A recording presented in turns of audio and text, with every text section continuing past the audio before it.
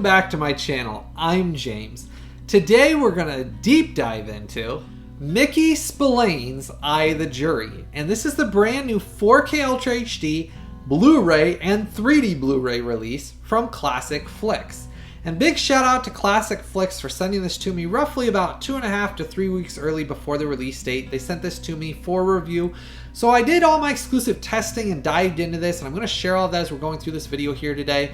I also did some screenshots to show you what you're looking at quality-wise for it, but I don't have any previous Blu-ray or DVD release to compare it to. I can only tell you what this looks like now, and I can tell you, I think you'll be surprised how this looks. But this is the first release from Classic Flix on 4K Ultra HD. So I was kind of curious when they sent it to me and reached out to me and asked if I wanted to review this, how the quality was going to be. So I'm going to go through this, share all my testing data, and then at the end I'll always wrap it up with my review score to let you know the quality of this and how this compares to all the other releases I've tested and reviewed exclusively here on my YouTube channel. Now, I, the Jury came out in 1953, and it's very one of those like classic noir, like mystery, crime, like detective novel feels for back then. Though I will say I, the Jury at the time period when it came out was considered very violent for the time period in 1953 when it came out. And it's a story about private investigator Mike Hammer and his search for his friend's killer and basically finding out the mystery of who killed his friend, why they killed him, and kind of that whole like mystery behind it. People threatening him, coming after him, and all the things that happened throughout it. It's an enjoyable film. It is a classic film, though it was one of those I had never seen before diving into this Classic Flix restoration. Now, I will say the restoration work they did must have been incredible from previous releases because, to be honest with you, as you probably noticed in those screenshots above now, it looks good. I mean, there was not heavy damage. The film grain was stable through most of it. There is some fluctuations because it's in black and white that you can see like some slight like blinking or flashing in the film grain when it's a completely dark scene. But overall, like tears, rips, smudges, you really can't see any of them. I was really surprised at how good for a film from 1953 it did look. Now, the goal for this YouTube channel this year has been to hit 10,000 subscribers. So make sure to go down, give this video a thumbs up and a like for me, hit that subscribe button and the bell notification so we can hit the goal by the end of this year. We're gonna be pretty close, but the only way that I can hit that goal is if you go down there, give this video a like, hit that subscribe button and the bell notification. Now, this is a native 4K 2160p on the 4K Ultra HD disc. Now, the 3D Blu-ray disc, I don't have a way to test the 3D effects of the 3D Blu-ray. I don't have 3D displays anymore, 3D players anymore. I actually got rid of the last 3D display I had actually just a month ago. So I don't have a 3D display to test out the 3D portion of the disc. So what I'm going through is obviously the Blu-ray content and then obviously the 4K content, which is what most of you I think are going to have in the first place. 3D seems to be pretty rare these days. A lot of manufacturers just simply don't support it in their TVs or their players anymore. But as far as this goes, the 4K Ultra HD is a native 4K 2160p. Though I will talk about the HDR here.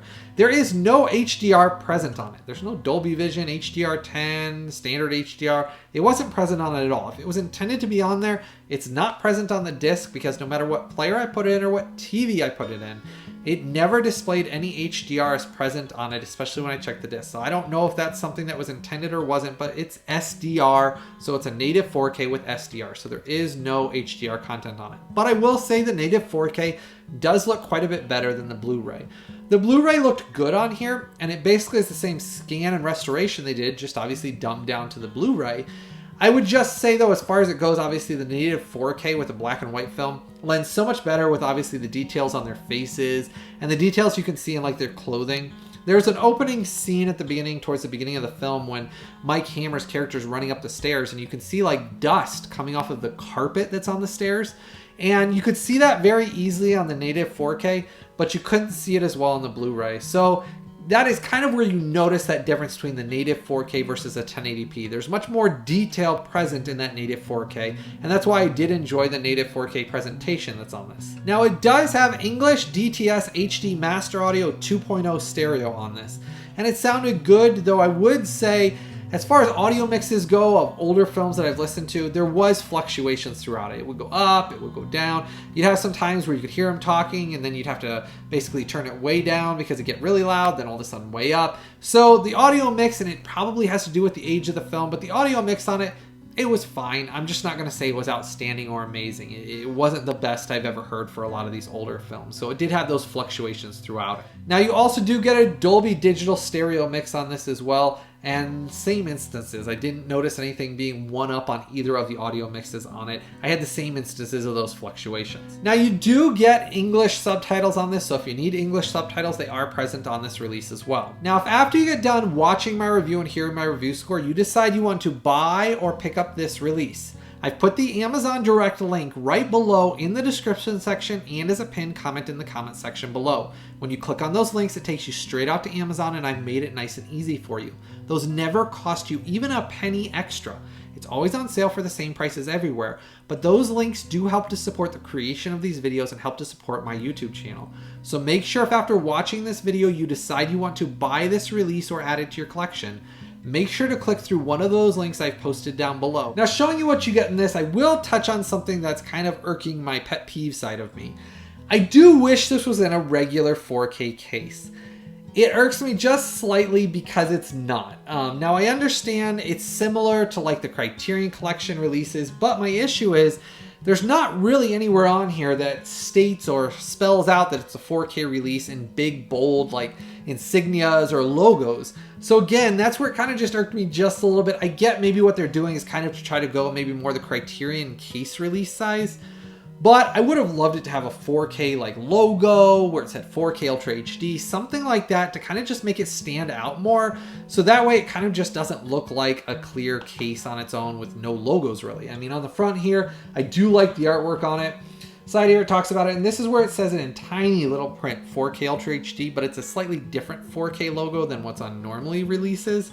So again, that's me being a pet peeve here, just kind of picking apart something that I didn't like. Otherwise, I do like the artwork on here. It does say 4K Ultra HD really small up here, 3D Blu-ray and Blu-ray. Again, I would have liked to have some big like 4K logo, something that made it stand out big that this is a 4K release. But again, that's me just being picky. Down here, there's a little logo. It says 3D Blu-ray and 4K and Blu-ray. Now, it does say Region A locked.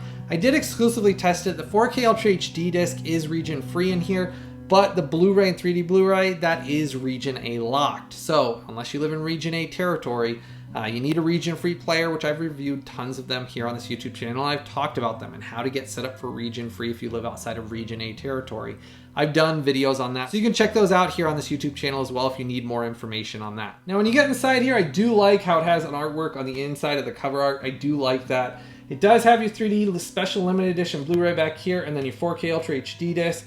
This is a special limited edition set is my understanding, so my guess is that these will only be released for a little while is my understanding. That seems to be a lot of what Classic Flix kind of does. They license these out for a while and release them for a while. So as far as this release goes, if it is something that you're interested in, don't wait too long after watching my review to order it, because again, this is one of those that I don't know how long they're going to have the licensing for it that they're going to actually be releasing this. Now, this is presented in its original aspect ratio of 1.37 to 1. They didn't change it down or cut it down at all, so that's good news. They didn't change or edit that. Now, when I went through all my testing on this, the rough average bitrate on the 4K Ultra HD disc came out right around about 68 megabits per second. That was roughly what you're looking at bitrate wise.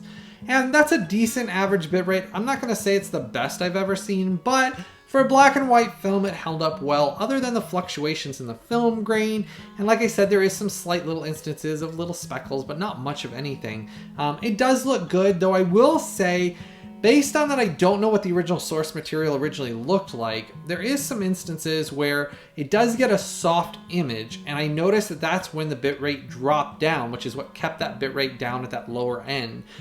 It would drop down the bitrate and the image would get very soft in certain scenes, and you'll notice it when you're watching it that it gets just very, very soft all of a sudden for a few seconds, and then it goes back to a better looking image. That correlates to the drops in the bitrate. So that is kind of one of those things, because this is Classic Flix's first 4K Ultra HD release. I think they did a good job, but those are some things in the future to kind of look at that they iron that out. They're going to have some great releases coming out. And I do look forward to seeing what other things they're going to release on 4K Ultra HD, because I do think they did a good job with this release. I mean, honestly, a lot of these 1953 films or older films like that, a lot of studios just simply aren't touching. So I applaud Classic Flix for diving into these kind of like mystery, noir, crime novel type releases, and I'm excited to see what they do next. And I do think this was a nice and well done release, and it looks good, as you've noticed by those images above. Now, I do think it looks good, and if you like these types of films, especially these classic films, the 4K is a very nice presentation from Classic Flix and Studio Canal. Now, getting to my review score. For Eye of the Jury, this gets a worthy 8.1. It's a good release. I enjoyed it. It's definitely something that if you're into these types of films and you're looking for these classic films, this is the best representation of this film that I could ever really see it getting. It is kind of, in my opinion, a more obscure film. And what I mean by that is I don't know that it's as widespread and as widely known or sought after as a lot of films nowadays are that are being restored that are from like 60s, 70s, and 80s. That doesn't mean it's not a good film, and it doesn't mean it's not a film I don't recommend checking out. It just means that maybe a lot of people don't know about it. And that's where I feel like that's kind of what Classic Flix might be doing, is they're going into films that maybe not as many people have seen, but that deserve to get a restoration. And I think they did a good job with this. It's definitely a worthy 8.1, but that's where it falls on the scale. So keep in mind, as you've known from watching this channel for a long time, in comparison to other releases, you can kind of put it all together and see where this falls. An 8.1, it's worthy. It's a worthwhile upgrade. If you own any previous release of it, I'm sure this looks a whole lot better than that, because the restoration on this I thought looked really good in comparison to other black and white films. But it's still an 8.1. Some slight little things that I talked about that hopefully in future releases will get ironed out. And it is something that if you like these black and white 1953 films, you're definitely going to want to check out this one, especially if you like collecting a lot of these 4Ks like I do. I love getting these 4Ks in of old films, some modern films, but mostly older films, anything from, decades before, I really enjoy. So I was glad to check this one out, and I do appreciate Classic Flix sending this to me early for review.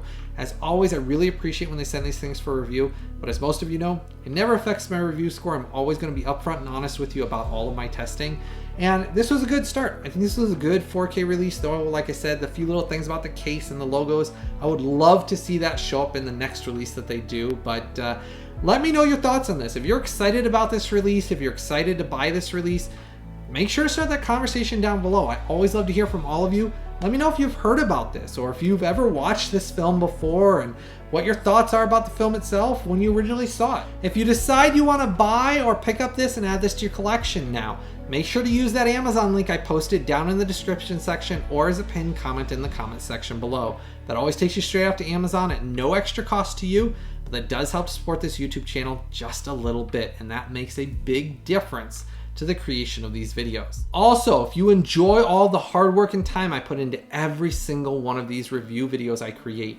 make sure to join my Collectors VIP Club. It costs you less than a couple of bucks, less than the price of a cup of coffee. But that difference makes a big difference for me.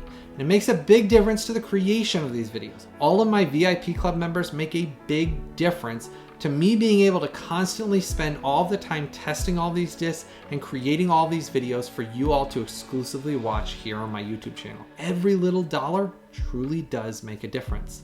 Make sure to also go down, give this video a thumbs up and a like for me. Hit that subscribe button and the bell notification. That way we can hit our goal of 10,000 subscribers by the end of this year. I hope all of you, as always, have truly a blessed day. And I've always got something new and very exciting coming out very soon.